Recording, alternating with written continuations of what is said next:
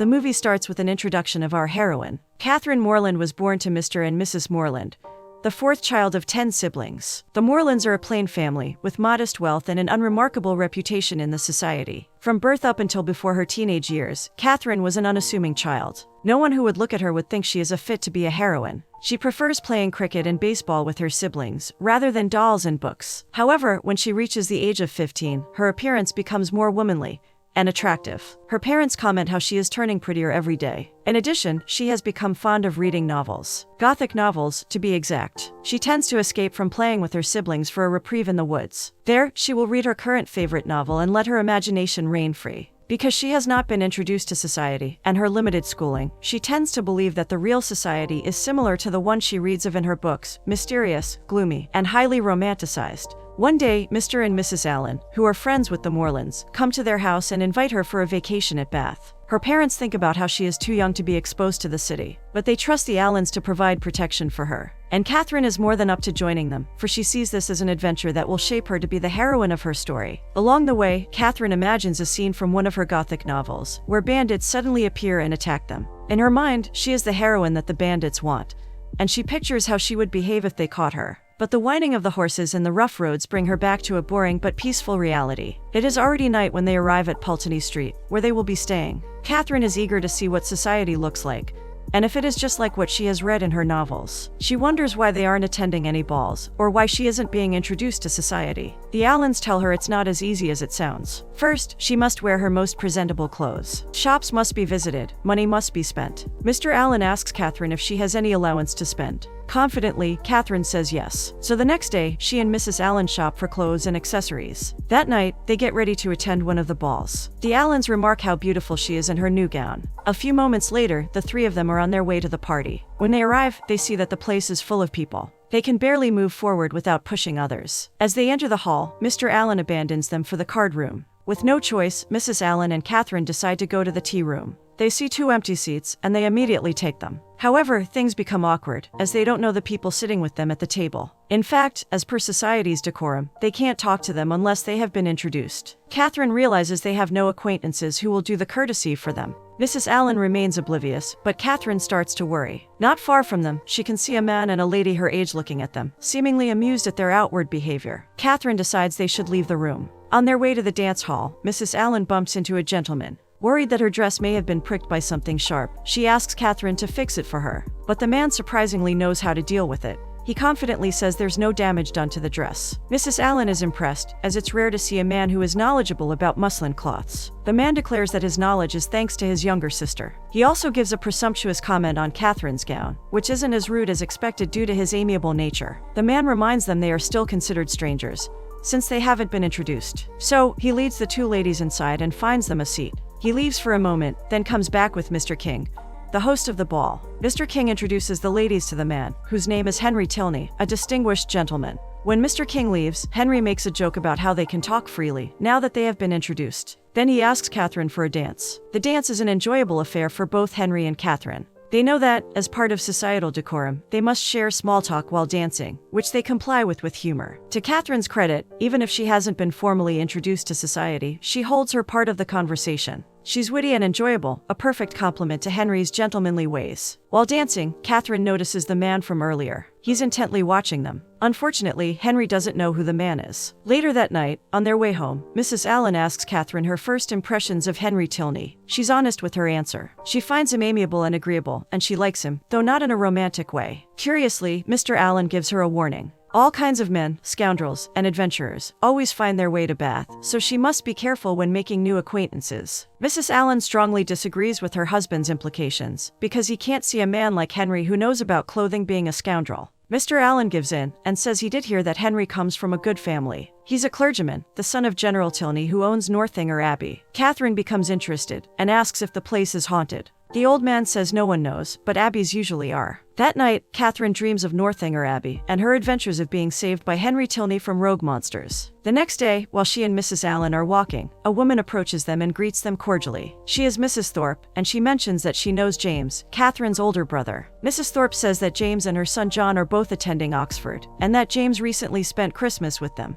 She also introduces her 3 daughters, Isabella, Maria, and Anne. Isabella is a charming woman, outgoing, and speaks her mind. She's the first one to reach out to Catherine and befriend her. In the next scene, we see the two ladies walking inside the library. Isabella tells Catherine about her favorite novel, The Mysteries of Udolpho by Mrs. Radcliffe. Catherine has not read the novel yet, so she is curious if the story is up to its horrid reputation. Isabella whispers to her just enough information to get Catherine's attention. She also shares some gossip about someone named Lord Byron. It seems like she gets her serotonin from sharing gossip and society scandals. When Isabella mentions Mr. Tilney and implies his closeness to Catherine, the latter frantically clarifies that they are simply acquaintances. Isabella gives her a knowing look and says that if it's true, then someone is going to be happy about it. Upon realizing that they are being overheard by two interested gentlemen, they walk out of the library and into the next building. While on their way, Isabella shares some rumors about the Tilney family. According to her brother, the whole family has a bad reputation. Catherine refuses to believe this rumor, having witnessed in person how kind Henry is. Isabella warns her that appearances can be deceiving, so she should not rely on them.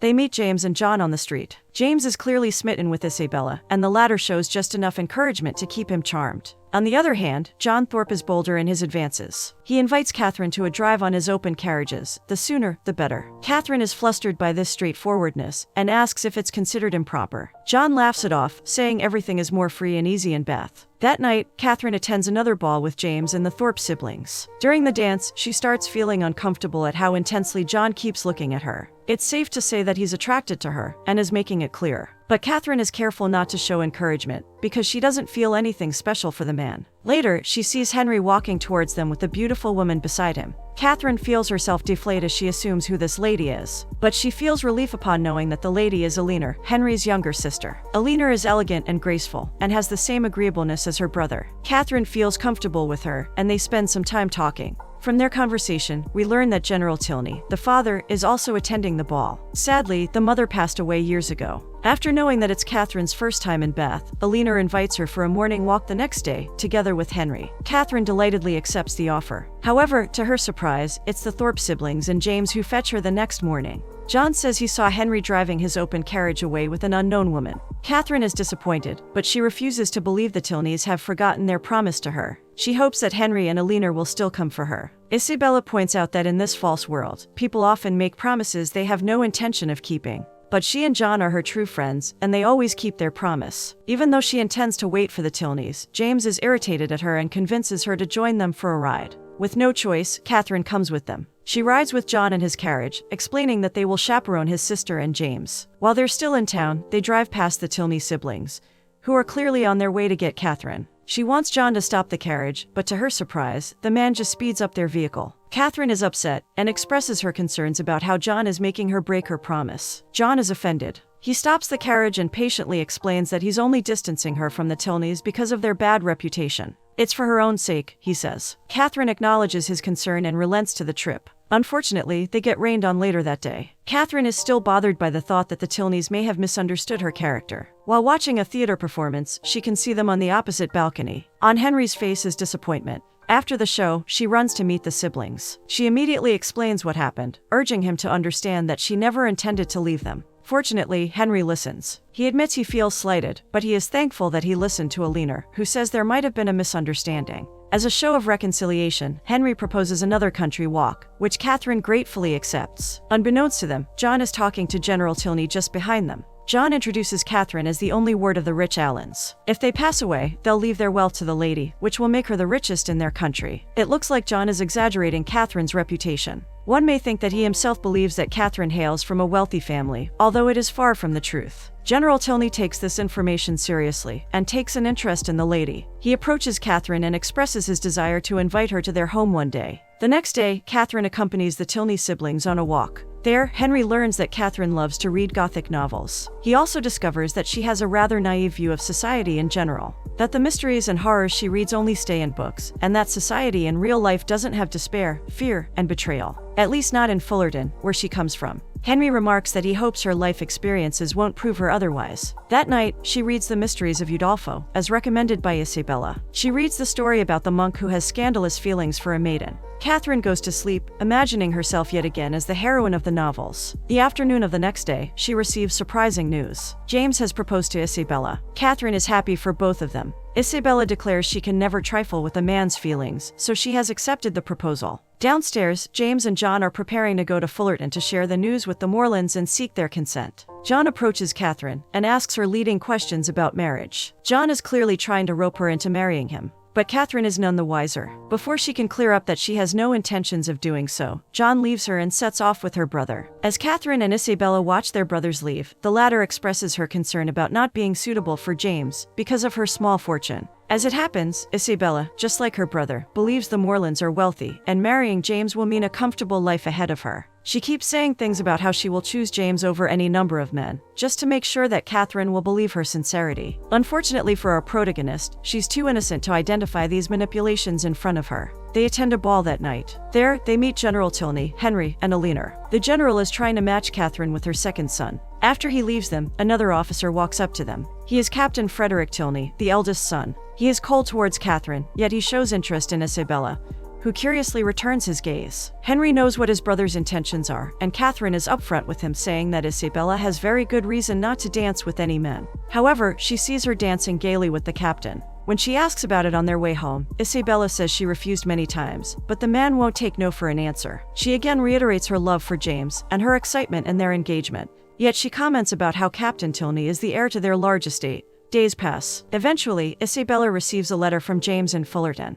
It says that Mr. Morland has consented to the marriage and is willing to give his son £400 a year, but the condition is that he will only get it when he comes of age, and that will be in 2 years. Isabella is very much disappointed. Catherine thinks it's because she has to wait before marrying James. But truth be told, Isabella is more disappointed about the fact that James will only ever get £400. She keeps saying that money doesn't matter to her, but now that she knows she will get less than what she dreamt of, her superficial love for James wanes. She asks Catherine if the Allens can account for him, which makes Catherine confused. She makes it clear that she is only there because of their invitation, and she doesn't have any expectations from them. Isabella sighs. She realizes that perhaps Catherine is not as wealthy as she would like her to be. Catherine joins the Tilneys on another afternoon walk. There, she shares the news about her brother's engagement to Isabella and the condition her father set for them. When they return to the Allens' apartment, they are surprised to find General Tilney there. As it happens, he's there to invite Catherine to Northanger Abbey for a while. Grateful for this invitation, Catherine accepts. Isabella learns about this and feels a little bit slighted about not being invited. She then teases Catherine about her supposed engagement to her brother John. As it happens, John misunderstood Catherine from the last time they talked. For him, Catherine has given him positive encouragement, and he believes she has accepted his offer of marriage. Catherine is aghast. She stands her ground as she clarifies to Isabella her side, that she never encouraged John, that it was all a misunderstanding, and that she had no idea that he was making an offer. Then she boldly asks Isabella to clarify matters with her brother and to beg his pardon. As always, Isabella is stubborn and refuses to set things straight. Catherine's view of her worsens when Captain Tilney arrives and approaches them, and in broad daylight, she hears them flirting with each other. She is appalled for James, but Isabella disregards her. She decides to leave them. Soon, it's finally the day when she will travel to Northanger Abbey. General Tilney insists on her riding with Henry in his carriage, which she doesn't mind. Along the way, she learns that the eldest Tilney won't be joining them. She expresses her worries about him and Isabella, at how this budding relationship may hurt her brother. But Henry assures her that Captain Tilney won't be staying long in Bath, and James and Isabella can continue their relationship. With that, he goes on to tease Catherine about the supposed horrors of Northanger Abbey. When they turn around the corner, she is surprised to see that the estate is exactly as she had imagined it.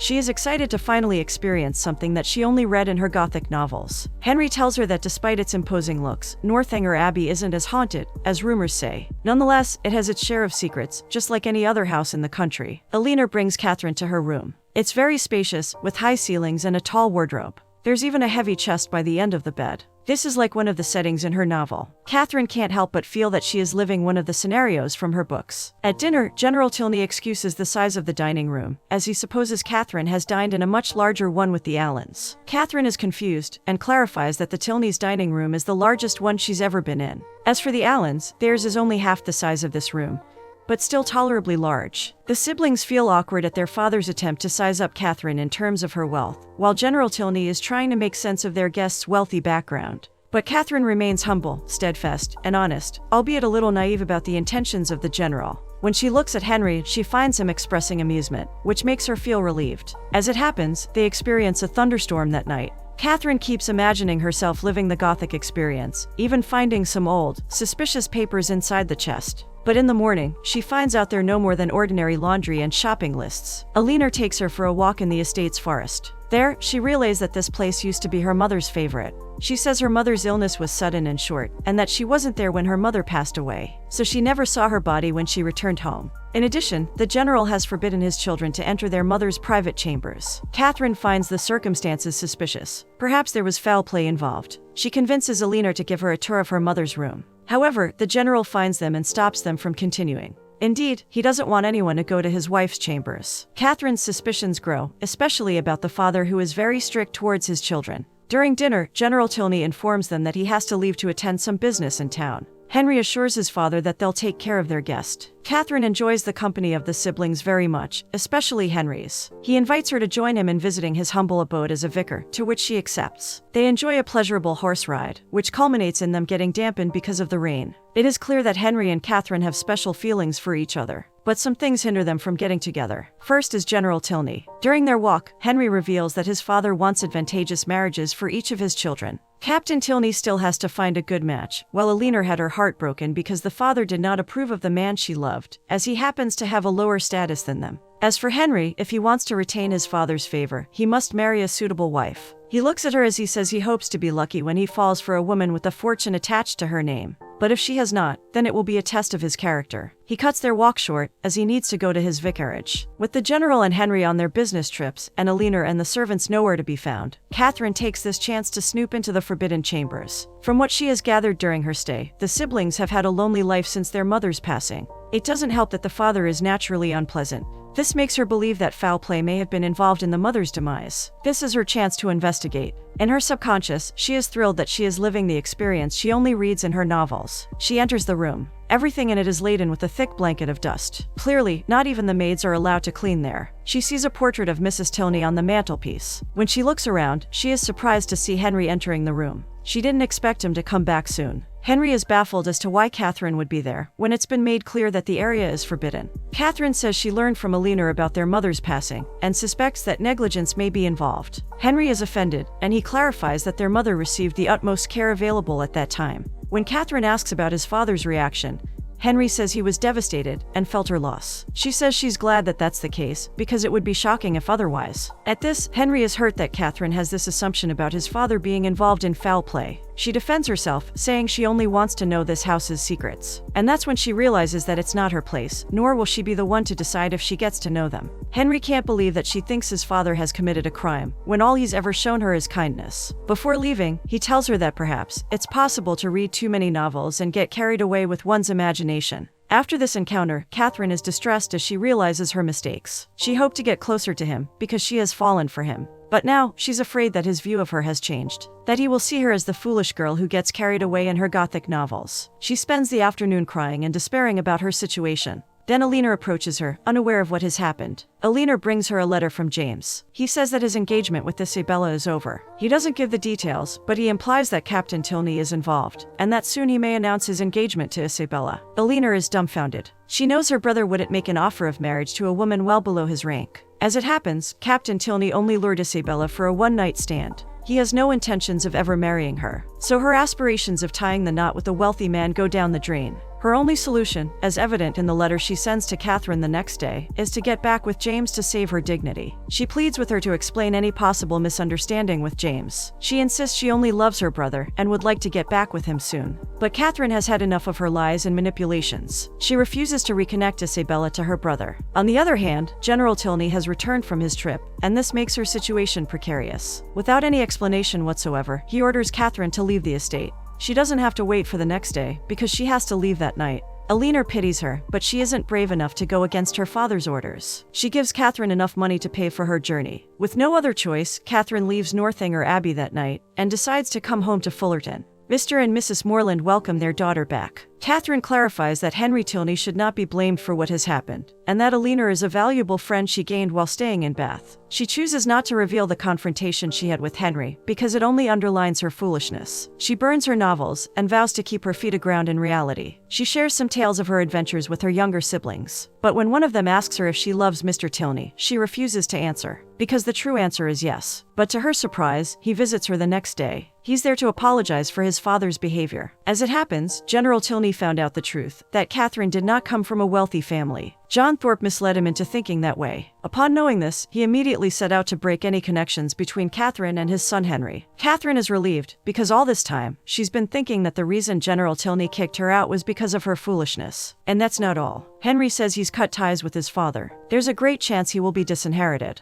But he chooses to be with Catherine, with whom he feels bound to by honor, affection, and by strong love. With that, he asks her to marry him. Catherine is overwhelmed. She truly doesn't care about his wealth, because she only cares about his love and his opinion of her. She accepts his proposal, and they seal their promise with a kiss. All in all, it's a happy ending for her and Henry. Even for Alina, because her former lover has come back with an unexpected fortune and accession.